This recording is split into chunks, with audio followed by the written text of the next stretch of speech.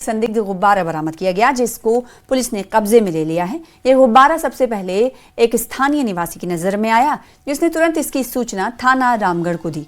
प्रारंभिक जांच में गुब्बारे पर लिखे शब्दों और आसपास की परिस्थितियों के आधार पर इसके सीमा पार PIA लिखा हुआ है। पाकिस्तान से उड़ के आने की आशंका जताई जा रही है। पुलिस थाना रामगढ़ की ओर से उस गुब्बारे को सुरक्षित कब्जे में लेकर आगे की आवश्यक कार्रवाई की जा रही है। वर्तमान में स्थिति पूरी तरह से नियंत्रण में है।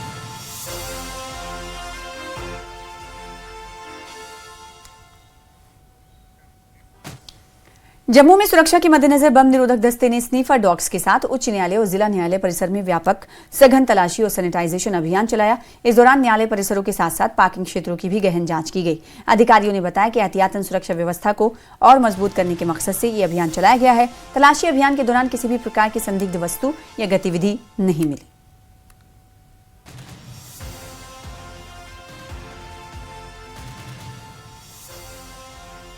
सांबा के कटली इलाके में उस समय हड़कंप मच गया जब एक स्थानीय व्यक्ति ने एक संदिग्ध व्यक्ति को बाइक पर देखा। बताया जा रहा है कि संदिग्ध व्यक्ति ने शॉल ओढ़ रखी थी और उसके पास 2 हथियार थे।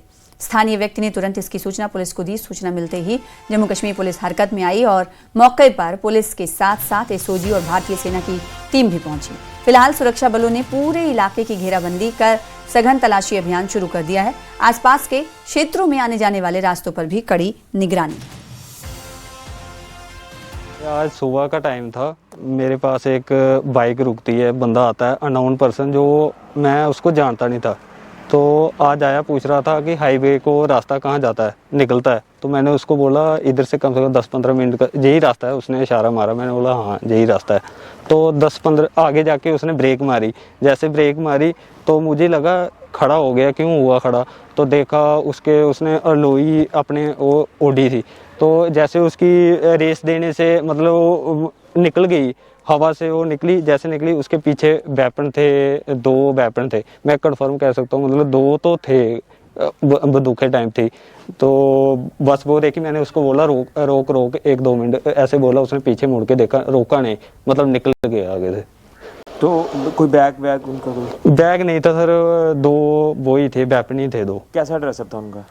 ड्रेस उसने लोई लपेटी थी, नीचे लोअर या पैंट। मैंने सही कंफर्म नहीं की, अच्छे से अभी कह नहीं सकता हूँ क्या था, पर ऐसे ही था। तो जिस बाइक पर था वो बाइक का नंबर बता सकते? बाइक का नंबर सर मैंने अच्छे से देखा नहीं, पर इतना जरूर है कि वो स्प्लेंडर था, जो छोटा ब्लैक कलर का स्प्लेंडर था।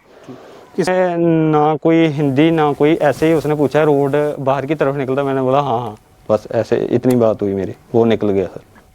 गांधीनगर पुलिस ने वुसन के पास नाका चेकिंग के दौरान अवैध लकड़ी के साथ एक लोड कैरियर को जब्त किया। इसके साथ ही एक लकड़ी तस्कर को भी गिरफ्तार किया गया। इस लोड कैरियर में कोयल की लकड़ी के साथ 8 लट्ठे अवैध रूप से ले जाए जा रहे थे। चेकिंग के दौरान ड्राइवर शुरुआत में गाड़ी छोड़कर भाग गया, लेकिन बाद में पुलिस ने आरोपी इरशाद अहमद डार निवासी कंगन को गिरफ्तार कर दिया।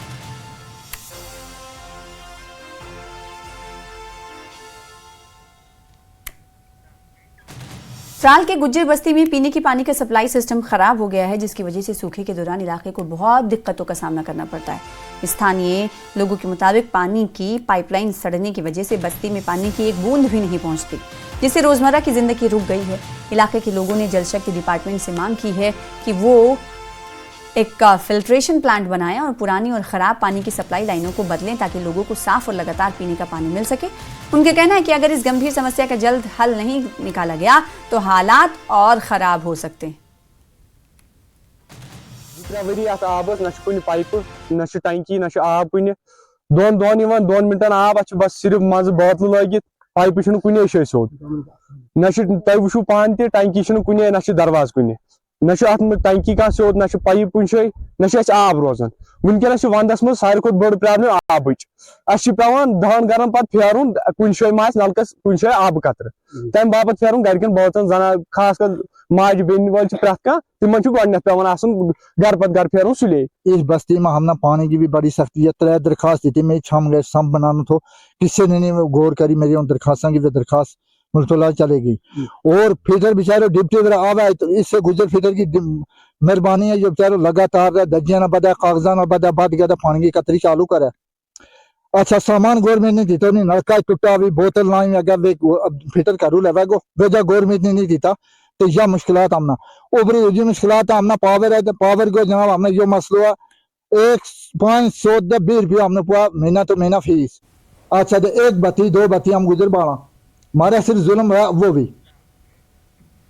ट्राल में पुलिस ने गुलमर्ग जाने वाले सभी वाहनों के टायरों का चेन लगाना अनिवार्य कर दिया है। बर्फबारी के चलते गाड़ियों को फिसलने और एक्सीडेंट से बचाने के लिए ये रूल लागू किया गया है। SSP traffic rural RP Singh ने ड्राइवर्स से अपील की है कि वो इन अहकामात का सख्ती से पालन करें जिससे गुलमर्ग जाते समय कोई गाड़ी एक्सीडेंट ना हो।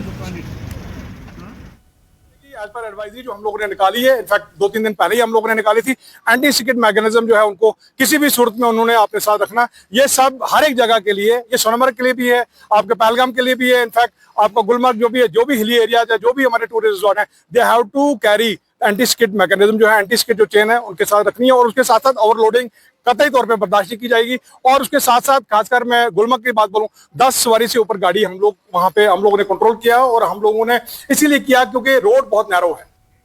बारामुल्ला के पटन इलाके में एक पटन मागाम रोड पर लोगों ने पेयजल संकट को लेकर प्रदर्शन किया। लोगों का कहना है कि ये इलाका लंबे वक्त से पीने की पानी की कमी का सामना कर रहा है। एहतजाजी मुजाहिरीन ने इस दौरान सड़क पर आमदोरफ्त को भी परेशानियों का सामना करना पड़ा। यानी ये एहतजाज सड़क के बीचों बीच किया जा रहा था जिसकी वजह से आमदोरफ्त भी मुतासिर हुई। बाद में मागाम पुलिस ने जाकर ट्रैफिक को बहाल कराया। वहीं मौके पर पहुंचे जल शक्ति विभाग के एहलकारों की यकीन दहानी के बाद मकामी लोगों ने अपना एहतजाज खत्म किया और साथ ही चेतावनी दी कि अगर जल्द ही पेयजल संकट को दूर नहीं किया गया तो वो अपना एहतजाजी मुजाहरा और जारी रखेंगे।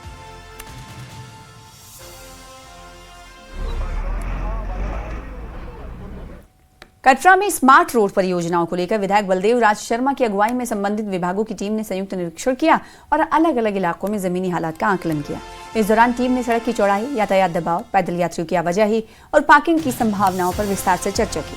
कटरा में यातायात व्यवस्था को बेहतर बनाने और श्रद्धालुओं की सुविधा के लिए 3 स्मार्ट सड़कों का निर्माण प्रस्तावित है। इसमें एशिया चौक से बाढ़ गंगा की 3 किलोमीटर लंबी सड़क, भूमिका मंदिर जंक्शन से बस स्टैंड के बीच तकरीबन 1.6 किलोमीटर लंबी सड़क और उधमपुर रोड जंक्शन से अस्पताल और रघुनाथ जी मंदिर तक तकरीबन आधा किलोमीटर लंबी सड़क का निर्माण किया जाना है।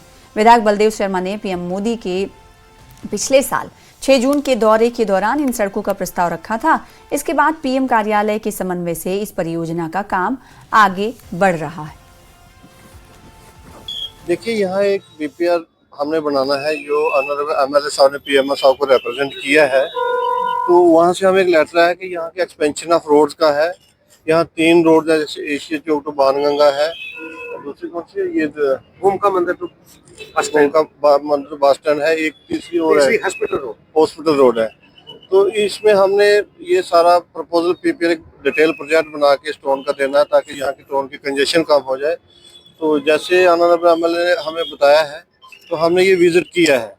अब इसका डिटेल प्रोजेक्ट पीपीआर बना के हम सबमिट कर देंगे तो पीएम ऑफिस में चला जाएगा। तो मोस्ट प्रोबेबली वहाँ से अगर अप्रूव हो जाएगा तो फिर आगे इस पे चलेगा। आपके माध्यम से मैं पहले तो सबसे पहले अगर कहूँ तो पीएमओ ऑफिस नरेंद्र भाई मोदी जी को धन्यवाद देना चाहता हूँ कि जी उनके संज्ञान में लाया गया था।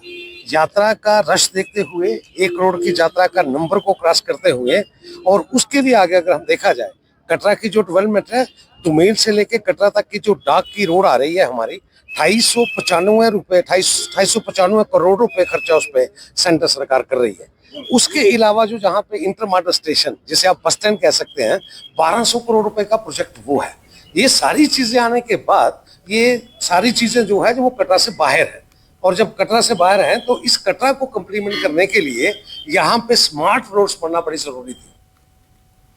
बारामुल्ला उड़ी हाईवे पर बार बार लैंडस्लाइड की वाकयात की वजह से मुसाफिरों के लिए ये रास्ता खतरनाक हो गया है।